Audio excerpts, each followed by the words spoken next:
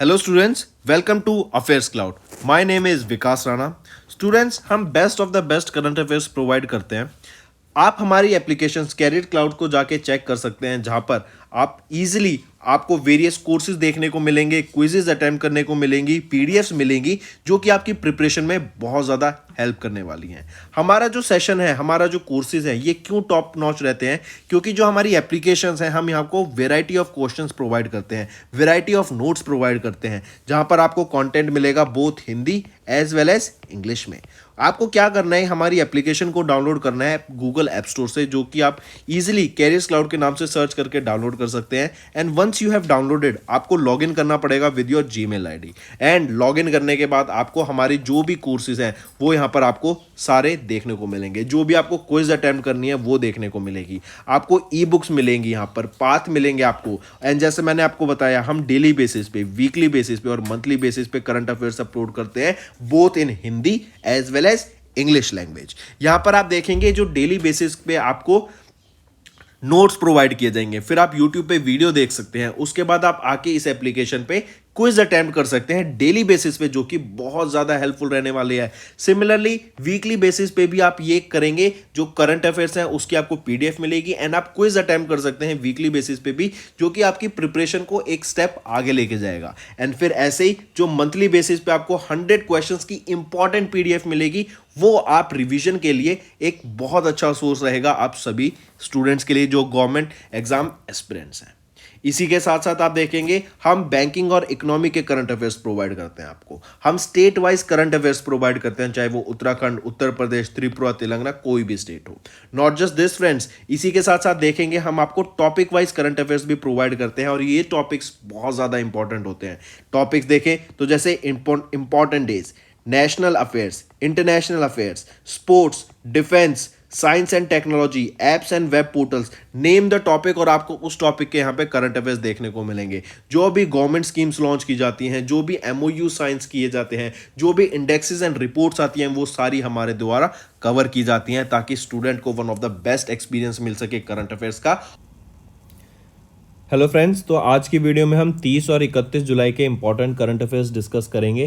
काफ़ी हेल्पफुल और बेनिफिशियल ये आपका सेशन रहेगा आज का, तो एंड तक बने रहिएगा। चलिए स्टार्ट करें। सबसे पहले हम बात करते हैं किस ऑर्गेनाइजेशन ने अभी लॉन्च किया 100 micro sites project to promote digital health adoption. अब देखो, डिजिटल हेल्थ अडॉप्शन को अब अडॉप्ट करने के लिए अभी recently national health authority NHA के द्वारा 100 माइक्रोसाइट्स ओपन की गई हैं। ये 100 माइक्रोसाइट्स क्या हो गई, जैसे आपके छोटे हॉस्पिटल जहाँ पे 10 बेड्स होते हैं, laboratories, pharmacies, medium scale health facility provide कराने वाले क्लिनिक्स, नर्सिंग होम्स, यहाँ पर आपकी जो पेशेंट्स हैं उनको डिजिटल हेल्थ सर्विस प्रोवाइड की जा सके। करेक्ट। और ये लॉन्च किसके द्वारा किया गया? NHA के द्वारा यहाँ पर 100 माइक्रोसाइट्स प्रोजेक्ट्स को ये लॉन्च किया गया, ताकि डिजिटल हेल्थ अडॉप्शन को बढ़ावा दिया जा सके। इसी के साथ साथ याद रखेंगे, ये प्रोजेक्ट को इंप्लीमेंट किसके द्वारा किया जाएगा? By the state mission directors of Ayushman Bharat digital mission. इस मिशन के अंडर इसको लॉन्च किया गया। फिर इसी के साथ साथ याद रखेंगे, नेशनल हेल्थ अथॉरिटी ये प्रोवाइड करेगा financial resources and overall guidance in this. Correct. तो यहाँ पे 100 माइक्रोसाइट्स प्रोजेक्ट लॉन्च किए गए under this Ayushman Bharat digital mission, और किसके द्वारा? नेशनल हेल्थ अथॉरिटी के द्वारा। करेक्ट। और किस लिए? डिजिटल हेल्थ सर्विसेज प्रोवाइड कराने के लिए to the people, to the patients. Right. Next पे आते हैं, which edition of environment and climate sustainability working group and environment and climate ministers meet, ये भी चेन्नई तमिलनाडु में हुई। तो याद रखेंगे, अभी हमने 4th एडिशन देखा of this environment and climate sustainability working group and environment and climate ministers meet, जो कि 26 से लेके 28 जुलाई के बीच में हुई। करेक्ट। एंड कहाँ पर हुई? चेन्नई तमिलनाडु में हुई। ये 3 दिन लंबी आपकी मीटिंग थी, एंड यहाँ पर मोर देन 300 डेलीगेट्स ने पार्टिसिपेशन किया for these G20 member countries, या फिर अलग जो इंटरनेशनल ऑर्गेनाइजेशन है वहाँ से। इसमें जो इंटरेस्टिंग और इंपॉर्टेंट चीज़ याद रखेंगे वो ये है कि जो हमारे minister of environment, forest and climate change है भूपेंद्र यादव जी, इनके द्वारा अभी एक कोलिएशन लॉन्च किया गया है, जो कि है resource efficiency circular economy industry coalition. Correct. And ये 4th edition of environment fourth edition of environment and climate sustainability working group meeting के द्वारा इसको लॉन्च किया गया, राइट। एंड ये जो कोलिएशन है ये बेसिकली क्या बात करता है कि हम सर्कुलर इकोनॉमी पे बढ़ावा दें, करेक्ट, सर्कुलर इकोनॉमी को प्रमोट करें एंड पॉल्यूशन को कम कर दें, जो रिसाइकलिंग है उसको बढ़ा दें, राइट, मटेरियल्स को रीयूज करें ताकि हम पॉल्यूशन कम से कम क्रिएट कर सकें। तो याद रखेंगे ये कोलिएशन जो कि है resource efficiency circular economy industry coalition, ये लॉन्च किया गया भूपेंद्र यादव जी के द्वारा during this fourth environment and climate sustainability working group meeting. फिर याद रखना ये जो कोलिएशन है ये 7 कंट्रीज के द्वारा साइन किया गया, जो कि है Mauritius, Denmark, Italy, Canada, UAE, France and European union. Next पे आते हैं हिरासर ग्रीनफील्ड इंटरनेशनल एयरपोर्ट, यह भी रिसेंटली कहाँ इनॉग्रेट किया गया? तो याद रखेंगे, अच्छा क्वेश्चन है। ये जो हिरासर ग्रीनफील्ड इंटरनेशनल एयरपोर्ट है गुजरात में इसको इनॉग्रेट किया गया अभी रिसेंटली। इंपॉर्टेंट क्यों बनते हैं? क्योंकि अभी prime minister Narendra Modi Rajasthan and Gujarat के विजिट पर थे, राइट, एंड यहाँ पर कुछ प्रोजेक्ट्स को भी डेडिकेट किया गया टू नेशन। जैसे अगर मैं पहला प्रोजेक्ट बात करूं तो 14th इंस्टॉलेशन ऑफ प्रधानमंत्री किसान सम्मान निधि ये अभी दी गई एंड इसकी वर्थ थी अराउंड 17,000 करोड़ रुपीस, जो कि अभी दिए गए किनको? फार्मर्स को। 8.5 करोड़ फार्मर्स से भी ज़्यादा को यहाँ पे बेनिफिट प्रोवाइड किया गया। फिर सेकंड याद रखेंगे यूरिया गोल्ड, करेक्ट, ये इन्होंने यूरिया गोल्ड लॉन्च किया। ये एक वैरायटी है ऑफ यूरिया जो कि सल्फर से कोटेड होती है, रीजन बीइंग सल्फर की जो डेफिशिएंसी हो जाती है सॉइल में उसको पूरा करने के लिए। फिर तीसरी आ जाती है, अभी हमने देखा था हिरासर ग्रीनफील्ड इंटरनेशनल एयरपोर्ट, और ये कहाँ पर है? राजकोट, गुजरात में ये इनॉग्रेट किया गया। चौथा फिर याद रखेंगे, हमने देखा था कि सेमिकॉन इंडिया का जो पहला एडिशन हुआ था वो कहाँ पे होता? बेंगलोर, कर्नाटका में, वो भी प्राइम मिनिस्टर नरेंद्र मोदी के द्वारा इनॉग्रेट किया गया था। और अब मैं बात कर रहा हूँ सेमिकॉन इंडिया का second edition, right, second edition, और ये second edition of Semicon India ये कहाँ पर होगा? ये आपका गुजरात में होगा। और लास्ट फिफ्थ याद रखेंगे, 5 मेडिकल कॉलेजेस को राजस्थान में इनॉग्रेट किया गया है, ठीक है, 5 मेडिकल कॉलेजेस को गुजरात में एंड 7 मेडिकल कॉलेजेस को राजस्थान में इनॉग्रेट किया गया है, ठीक। तो अभी प्राइम मिनिस्टर नरेंद्र मोदी ने ये कुछ सारे आपके प्रोजेक्ट्स याद रखेंगे जो भी डेडिकेट किए टू नेशन। नेक्स्ट पे आते हैं, नेक्स्ट है union minister of finance Nirmala Sitharaman ji, इनके द्वारा AMC, repo clearing limited and CDMDF ये दोनों चीजें लॉन्च की गई हैं, करेक्ट, आई रिपीट, अभी रिसेंटली इनके द्वारा इनिशिएट किया गया ट्रेडिंग ऑन एलपीसी, जिसको बोला गया limited purpose clearing corporation mechanism, जिसको क्या बोला गया? AMC repo clearing limited, right. And इसी किसके द्वारा लॉन्च किया गया? It was launch during a event जो कि सेबी के द्वारा कंडक्ट कराया गया था मुंबई, महाराष्ट्र में, राइट। पहली चीज तो ये। दूसरी चीज याद रखेंगे, इन्हीं के द्वारा इनॉग्रेट किया गया कॉर्पोरेट डेप्ट मार्केट डेवलपमेंट फंड को, और ये जो डेवलपमेंट फंड है 33,000 करोड़ रुपए का ये आपका डेवलपमेंट फंड रहेगा फॉर म्यूचुअल फंड्स, करेक्ट, और इसको अप्रूव किया गया सेबी के द्वारा मार्च 2023 में। देन नेक्स्ट आ जाता है मेरा गांव मेरी धरोहर, ये एक आपका एक वर्चुअल म्यूजियम है जो कि इंडिया के कल्चरल हेरिटेज को शोकेस करता है। ये कहाँ पे लॉन्च किया गया?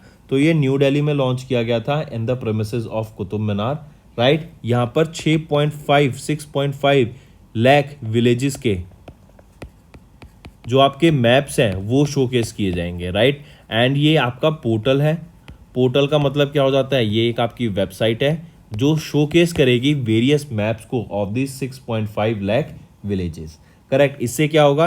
इंडिया के कल्चर के बारे में जागरूकता फैलेगी, लोगों को कल्चर के बारे में पता लगेगा कि कैसा वहाँ पे माहौल होता है, कैसे लोग रहते हैं, राइट, क्या हमारा कल्चर है, करेक्ट। और हमें अपने रूट से जुड़ा रहना चाहिए और कल्चर को हमें तो हमेशा प्रमोट करना चाहिए, राइट। इसीलिए ये आपका वर्चुअल म्यूजियम लॉन्च किया गया एट कुतुब मीनार प्रेमिसेस जो कि न्यू दिल्ली में रहेगा, करेक्ट। फिर इसी के साथ याद रखेंगे जो इवेंट है ना, आप यहाँ पे देखिए मेरा गांव मेरी धरोहर, ये वर्चुअल म्यूजियम है, इसका एक पोर्टल लॉन्च किया गया मिनिस्ट्री ऑफ कल्चर के द्वारा, करेक्ट। एंड इसी में यहाँ पे ध्यान रखेंगे इस इवेंट के दौरान digital village trivia and interactive puzzles games भी हुए।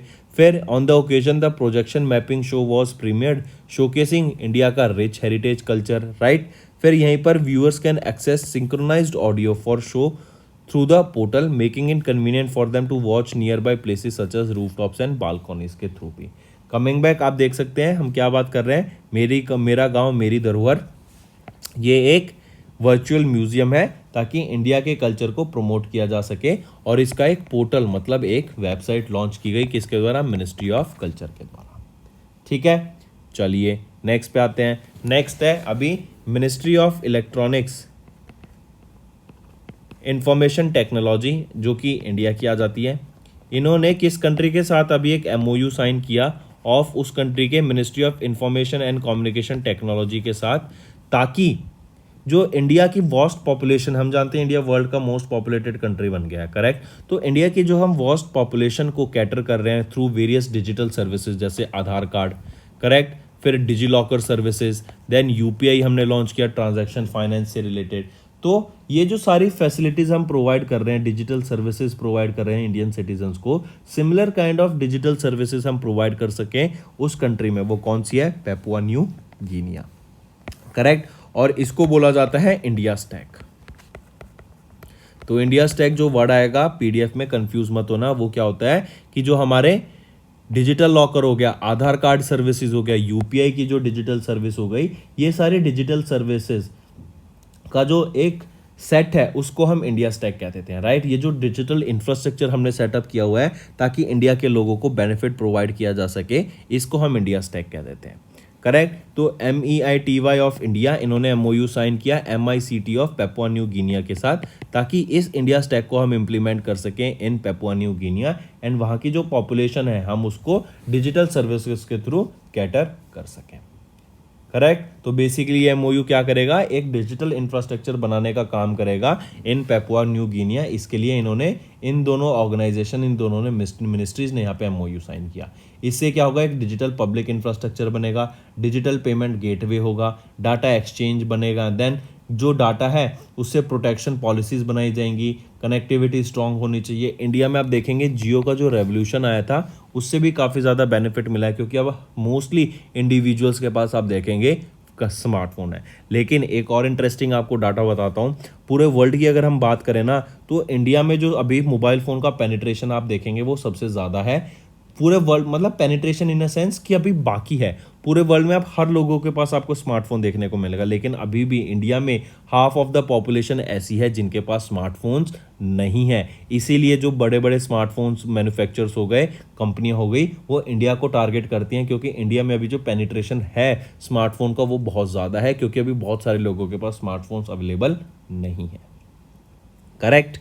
चलिए नेक्स्ट पे आते हैं। नेक्स्ट है फिर प्रेसिडेंट द्रौपदी मुर्मू मैम, इनके द्वारा फाउंडेशन स्टोन ले किया गया ऑफ डिवाइन लाइट हाउस। ये जो डिवाइन लाइट हाउस है ये किसका है, ऑफ प्रजापति ब्रह्मा कुमारी ईश्वर्य विश्वविद्यालय, और ये कहाँ पर है, भुवनेश्वर ओडिशा में। During her 3-day visit to Odisha from 25 to 27 of July, President Droupadi Murmu ma'am के द्वारा ये डिवाइन लाइट हाउस प्रोजेक्ट का फाउंडेशन स्टोन ले किया गया, correct. And she also highlighted the significance of both material and spiritual development for humanity, with technology being a crucial driver for change.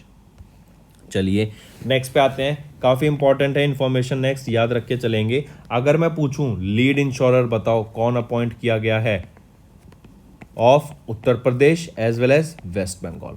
उत्तर प्रदेश की जो lead insurer appoint किए गए हैं वो कौन सी कंपनी है, मैक्स लाइफ इंश्योरेंस कंपनी। अगर मैं बात करूं Max Life Insurance company, West Bengal की बात करूं तो चोलामंडलम MS जनरल इंश्योरेंस, ये आपके अपॉइंट किए गए हैं लीड इंश्योरर, राइट। तो यूपी के लीड इंश्योरर कौन सी कंपनी है, वो है मैक्स लाइफ इंश्योरेंस कंपनी, और वेस्ट बंगाल की जो आपकी लीड इंश्योरर है वो रहेगी Cholamandalam MS general insurance company, correct. And ये IRDAI के द्वारा अपॉइंट की गई हैं दोनों। एंड ये किस लिए अपॉइंट की गई कि जो इंडिया का विजन है जो कि है इंश्योरेंस फॉर ऑल बाय 2047, मतलब इंडिया के हर सिटीजन को हम इंश्योरेंस प्रोवाइड करा सकें बाय 2047। एंड वाई 2047, बिकॉज 2047 तक इंडिया को, और 2047 में इंडिया को 100 साल पूरे हो जाएंगे इंडिपेंडेंस के, करेक्ट। एंड इसको, और हम चाहते हैं इंडिया एक डेवलप्ड नेशन बन जाए 2047 तक इसी को प्रमोट करने के लिए एंड ताकि हर इंडिविजुअल के पास अपनी इंश्योरेंस हो, इसी को ध्यान में रखते हुए ये IRDAI ने लीड इंश्योरर बनाया यूपी के किसको, मैक्स लाइफ इंश्योरेंस कंपनी को। एंड वेस्ट बंगाल के लीड इंश्योरेंस कौन सी बनी, Cholamandalam MS general insurance company. ठीक है, याद रखेंगे। IRDAI के चेयरमैन कौन है, देवाशीष पांडा। हेडक्वार्टर कहाँ पर है IRDAI का, हैदराबाद तेलंगाना में। एंड सन 2000 में इसको इस्टेब्लिश किया गया था। नेक्स्ट आ जाते हैं। नेक्स्ट है RBI ने अभी रिसेंटली साउथ कोरिया के नोंगह्यूप बैंक को लिस्ट किया गया है in the list of scheduled banks under the schedule 2 of RBI act of 1934।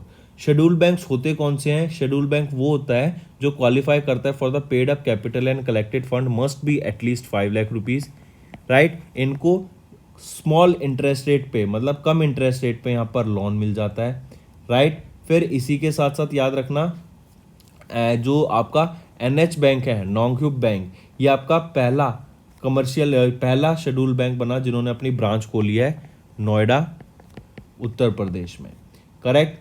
ये आपका एक कमर्शियल बैंक है जो कि हेडक्वार्टर है साउथ कोरिया में। इसको 2012 में इस्टेब्लिश किया गया था एंड ये 100% सब्सिडी रहेगी of the Nonghyup financial group incorporation, जो कि ओन की जाती है नेशनल एग्रीकल्चर कोऑपरेटिव फेडरेशन के द्वारा, करेक्ट। सो कमिंग बैक, जो इंपॉर्टेंट चीज़ याद रखनी है, RBI ने अभी किस बैंक को शेड्यूल बैंक का लिस्ट में डाला in the schedule 2 of RBI act of 1934 के अंडर, तो वो कौन सा बैंक रहेगा, वो है नोंगह्यूप NH bank of south Korea, correct. इसको शेड्यूल कमर्शियल बैंक की लिस्ट में भी डाल दिया, तो याद रखेंगे, राइट। तो शेड्यूल बैंक क्या होते हैं, वो छोटे बैंक जिनका paid up capital and collected fund must भी 5 लाख होना चाहिए, राइट। एंड इनको लो इंटरेस्ट रेट्स के लिए एलिजिबल होते हैं फ्रॉम RBI।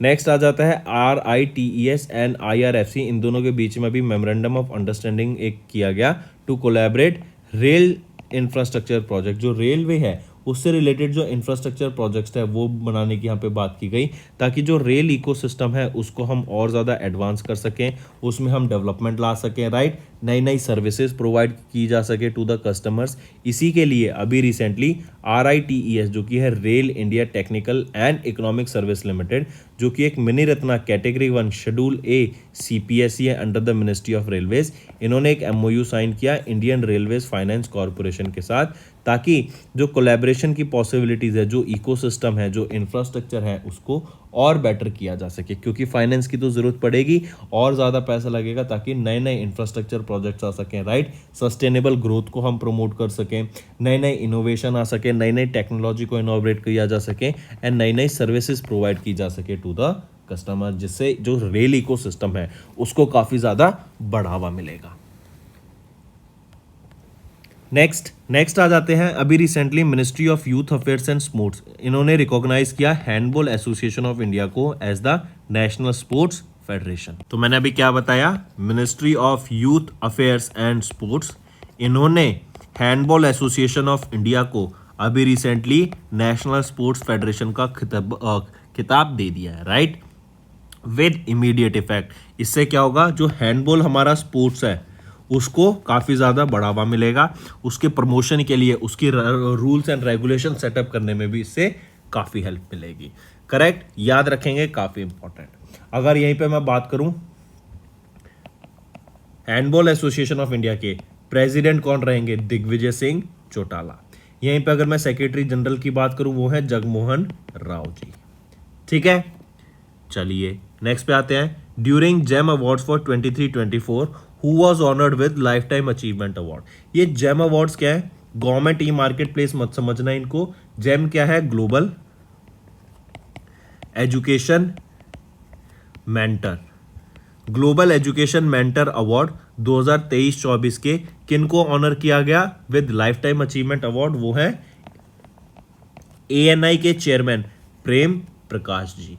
ANI क्या है, एशियन न्यूज इंटरनेशनल के चेयरमैन प्रेम प्रकाश जी को ऑनर किया गया लाइफ टाइम अचीवमेंट अवार्ड से during the global education mentor 2023-24 के अवार्ड। इनको सम्मानित किया गया एट अ सेरेमनी, जो अवार्ड सेरेमनी कहाँ पे हुई थी, doctor Ambedkar International Centre New Delhi में, राइट इनको ऑनर किया गया for his contribution to the field of education and journalism and इन्होंने 70 साल से भी ज़्यादा डेडिकेट किया अपने लाइफ के in the field of journalism. Correct, इन्होंने 1962 की वॉर विद चाइना एंड 1971 की वॉर विद पाकिस्तान को भी कवर किया है। करेक्ट, तो याद रखेंगे किनको जेम अवार्ड 2023 के दौरान लाइफ टाइम अचीवमेंट अवार्ड से सम्मानित किया गया, वो है प्रेम प्रकाश जी। नेक्स्ट पे आते हैं। नेक्स्ट हम बात करते हैं फ्यूचर जनरली इंडिया लाइफ। इन्होंने पार्टनर किया जेएम फाइनेंशियल के साथ to elevate the insurance product. जो इंश्योरेंस प्रोडक्ट्स हैं उनको और बेटर करने के लिए एंड जो मार्केट है इंडिया में उसकी और ज़्यादा उसको एक्सपेंड करने के लिए, राइट, ताकि जो इंश्योरेंस है वो और ज़्यादा पेनिट्रेशन हो सके, राइट। और हमने अभी देखा था 2047 तक इंश्योरेंस फॉर ऑल का ये टारगेट रहेगा ताकि इंश्योरेंस को और ज़्यादा लोगों तक पहुंचाया जा सके। नेक्स्ट आ जाते हैं फिर साइंस एंड टेक के ऊपर। स्पेस एक्स इलॉन मस्क की कंपनी है, राइट, और इनका रॉकेट है falcon heavy. Correct, falcon heavy के द्वारा अभी ह्यूज ये कंपनी का नाम है, इनके जुपिटर 3 रॉकेट जो कि है जुपिटर 3 मिशन, जिसमें इकोस्टार ये आपकी सैटेलाइट का नाम रहेगा, जो कि वर्ल्ड की लार्जेस्ट कमर्शियल कम्युनिकेशन सैटेलाइट है। तो क्वेश्चन ऐसा पूछा जाएगा कि क्या नाम रहेगा वर्ल्ड की लार्जेस्ट कमर्शियल कम्युनिकेशन सैटेलाइट का, वो है आपकी इकोस्टार 24, राइट। जुपिटर 3 मिशन का नाम रहेगा, ह्यूज यहां पे कंपनी का नाम है जिनके द्वारा इसको बनाया गया था। स्पेस में किसके द्वारा लेके जाया गया, स्पेस एक्स के द्वारा इनको स्पेस में लेके जाया गया। किस रॉकेट की मदद से, फैल्कन हैवी रॉकेट की मदद से इसको स्पेस में ले जाया गया। ठीक है, इकोस्टार यहां पे ह्यूज पेरेंट कंपनी रहेगी। करेक्ट, इन्होंने जुपिटर 3 मिशन का नाम रहेगा, इकोस्टार ये आपकी सैटेलाइट का नाम रहेगा जो वर्ल्ड की लार्जेस्ट कमर्शियल कम्युनिकेशन सैटेलाइट है, राइट। तो ये याद रखेंगे। करेक्ट, चलिए नेक्स्ट आ जाता है when do you observe world tiger day. तो 29 जुलाई को हर साल हम वर्ल्ड टाइगर डे ऑब्जर्व करते हैं ताकि टाइगर की प्रोटेक्शन एंड अवेयरनेस का यहाँ पे हम बात कर सकें। टाइगर को हम याद रखेंगे। नेक्स्ट हम बात करेंगे वर्ल्ड टाइगर डे कब ऑब्जर्व किया जाता है। तो 29 जुलाई को हर साल हम वर्ल्ड टाइगर डे ऑब्जर्व करते हैं। IUCN international union for conservation of nature के द्वारा एंडेंजर्ड घोषित कर दिया गया था टाइगर को 2017 में, राइट। और इसीलिए वर्ल्ड टाइगर डे ऑब्जर्व करते हैं हम कहीं ना कहीं कि टाइगर की जो अवेयरनेस है वो क्रिएट की जा सके एंड टाइगर्स को ऑल ओवर द वर्ल्ड हम प्रोटेक्ट कर सके। Correct, according to WWF almost 3900 wild cats ही अभी बची हुई हैं। करेक्ट, एंड इसी को याद रखेंगे, एंडेंजर्ड लिस्ट में डाला गया IUCN के द्वारा। एंड 2023 में हमने 13th एडिशन ऑब्जर्व किया है इंटरनेशनल टाइगर डे का 29 जुलाई को। करेक्ट, और 1973 में याद रखेंगे टाइगर प्रोटेक्शन एक्ट हम ऑब्जर्व किया था जो आया था।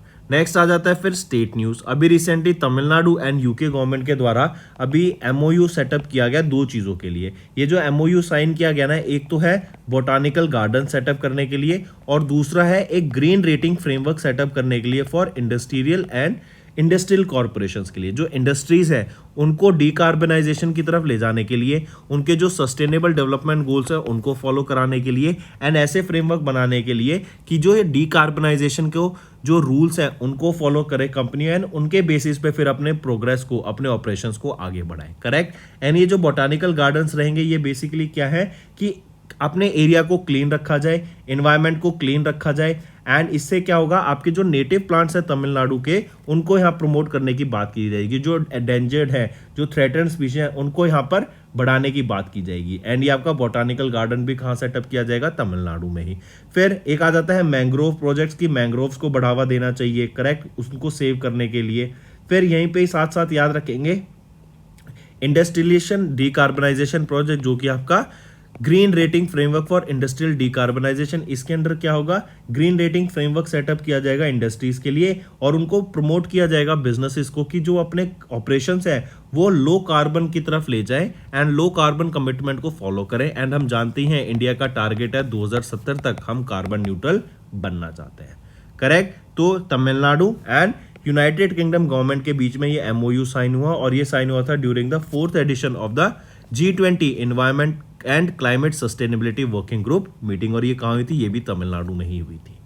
करेक्ट। तो दोस्तों ये थे हमारे आज के इंपॉर्टेंट करंट अफेयर्स। अब आ जाते हैं क्विक रिवीजन पे। एनएचए ने लॉन्च की 100 माइक्रोसाइट्स प्रोजेक्ट ताकि डिजिटल हेल्थ अडॉप्शन को बढ़ावा दिया जा सके। Fourth edition of the environment and climate sustainability working group meeting Chennai Tamil Nadu में हुई।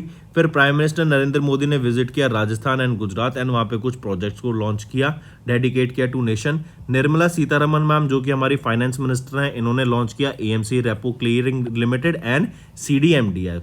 देन मिनिस्ट्री ऑफ कल्चर ने पोर्टल लॉन्च किया जो कि है एक वर्चुअल म्यूजियम का, मेरा गांव मेरी धरोहर।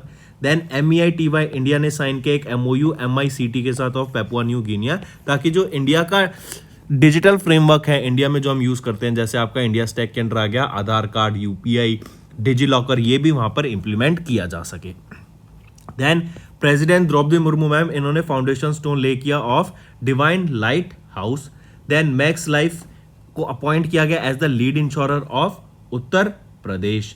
करेक्ट, याद रखेंगे, इंपॉर्टेंट है। और फिर वेस्ट बंगाल के लीड इंश्योरर कौन अपॉइंट किए गए हैं, वो है आपके Cholamandalam MS general insurance. Then RBI ने लॉन्च किया आरबीआई ने इंक्लूड किया न्योंगहुप बैंक, ये साउथ कोरिया का बैंक है, in the list of scheduled banks under the schedule 2 of RBI act of 1934। Then RITES and IRFC इन्होंने एक MOU साइन किया to collaborate develop rail infrastructure projects. Ministry of youth affairs and sports ने recognise किया handball association of India को as national sports federation. Then जेन awards, ये GeM awards के आपके global education mentor awards, और यहाँ पे ANI के चेयरमैन प्रेम प्रकाश जी को ऑनर किया गया लाइफ टाइम अचीवमेंट अवार्ड से। फ्यूचर जनरली इंडिया लाइफ ने पार्टनर किया JM फाइनेंशियल के साथ ताकि इंश्योरेंस प्रोडक्ट्स को बढ़ावा दिया जा सके।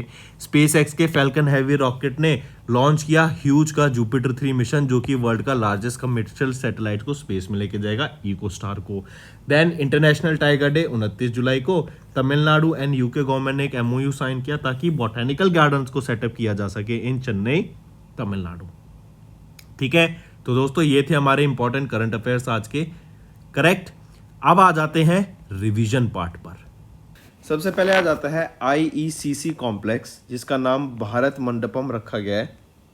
ये कहाँ पर इनॉग्रेटेड किया गया, जो होस्ट करेगा G20 समिट को। तो याद रखेंगे ये IECC सबसे पहले ये होता क्या है, ये है आपका इंटरनेशनल एग्जीबिशन कम कन्वेंशन सेंटर। करेक्ट, इसका नाम रखा गया भारत मंडपम। इसको इनॉग्रेट कहाँ किया गया, प्रगति मैदान में, और प्रगति मैदान कहाँ पर आपका, न्यू दिल्ली में। ठीक है, फिर यहीं पे याद रखेंगे ये आपका सितंबर के महीने में 2023 में होस्ट करेगा G20 समिट को। इसी के साथ साथ याद रखेंगे यहीं पर आपका एक G20 का कॉइन एंड एक G20 का स्टैम्प भी इनॉग्रेट करा गया साथ ही साथ, राइट। और ये इनॉग्रेशन किसके द्वारा करा गया था इन सारी चीज़ों का, प्राइम मिनिस्टर नरेंद्र मोदी जी के द्वारा। ठीक है, नाम याद इंपॉर्टेंट है, रखेंगे भारत मंडपम, ये आपका नाम रहेगा इसका। Which two corporation signed an MOU for 5 lakh crore rupees pact with green energy companies. Green energy companies के साथ 5 लाख करोड़ रुपीस का अभी पैक्ट साइन किया गया, और उसके लिए एक MOU साइन किया है 2 कंपनीज ने। कौन सी हैं वो 2 कंपनीज, PFC जो कि है power finance corporation, and REC rural electrification corporation. इन दोनों ने यहाँ पे MOU साइन किया कि ये 5 लाख करोड़ रुपए यहाँ फंड करेंगे into various project of this clean green energy companies के साथ मिलके। एंड ये जो साइन किया गया ना, ये साइन हुआ ड्यूरिंग ग्रीन फाइनेंस समिट के दौरान। ग्रीन फाइनेंस समिट के दौरान ये आपका अभी पैक्ट साइन किया गया था, और ये कहाँ पर हुआ है, गोवा में हुआ। करेक्ट, यहाँ पे PFC की अगर मैं बात करूँ, ये कंट्रीब्यूट करेंगे, इन्होंने साइन किया 2.37 लाख करोड़ रुपीस के प्रोजेक्ट 20 कंपनीज के साथ। और यहीं पे REC की बात करें, इन्होंने 2.75 लाख करोड़ रुपीस कंट्रीब्यूट करने की यहाँ पे फिर बात की गई। ये जो MOU साइन किए गए हैं, wind energy, solar energy, correct, green hydrogen, battery storage, electric vehicle companies के साथ मिलके ये MOUs साइन किए जाएंगे। फिर अगर मैं ये बात करूँ green finance summit, this was held during the sidelines of the 14th clean energy ministerial meet, right. और ये क्लीन एनर्जी मिनिस्ट्रियल मीट जो थी आपकी, ये हुई कहाँ पे थी, ये हुई थी 14th clean energy ministerial meet, ये आपकी हुई थी गोवा में। नेक्स्ट है फ्रेंड्स हमारा होमवर्क सेक्शन। पहला question, which institution notified depositor education and awareness fund. दूसरा, which institution release the draft telecommunication consumer education and protection fund. तीसरा आ जाता है बाइकुला रेलवे स्टेशन, ये इंडिया का ओल्डेस्ट रेलवे स्टेशन है, अभी ये न्यूज में था क्यों, और दूसरा याद रखेंगे ये न्यूज में था क्यों, और इसको बनाया कब किया गया था, इस्टेब्लिश कब हुआ था। तो ये दो क्वेश्चंस भी साथ आंसर करेंगे इसके। तो दोस्तों ये 3 होमवर्क क्वेश्चंस है, तीनों के तीनों मुझे मैक्सिमम पार्टिसिपेशन चाहिए स्टूडेंट्स का, जो हमारी वीडियो डेली बेसिस पे देखते हैं उनका मैक्सिमम पार्टिसिपेशन चाहिए मुझे कमेंट सेक्शन में, right. So that's all for the day friends, thank you and have a nice day. Friends ये हमारी वीडियो थी, आई होप आपको वीडियो पसंद आई होगी। इसी के साथ साथ फ्रेंड्स आप हमारे यूट्यूब चैनल को सब्सक्राइब कर सकते हैं, आप टेलीग्राम चैनल पे जाके हमें फॉलो कर सकते हैं, एंड इसी के साथ साथ अगर आपको कोई भी प्रॉब्लम आ रही है या तो पेमेंट में या हमारे कोर्सेज के साथ, तो आप हमें कांटेक्ट कर सकते हैं एट द नंबर 7677333862, या फिर आप हमारी मेल आईडी पे हमें मेल कर सकते हैं, and I will make sure कि आपकी जो प्रॉब्लम है उसको जल्दी से जल्दी सॉल्व किया जाए। इसी के साथ साथ आप हमारे इंस्टाग्राम हैंडल affairscloud_official को फॉलो कर सकते हैं। कोड और याद रखना वो है विकास 10। अगर आपको 10% का एक्स्ट्रा डिस्काउंट चाहिए तो आप विकास 10 का कोड यूज कर सकते हैं, आपको क्रैक 10 के अलावा 10% का डिस्काउंट यहां पे मिलेगा।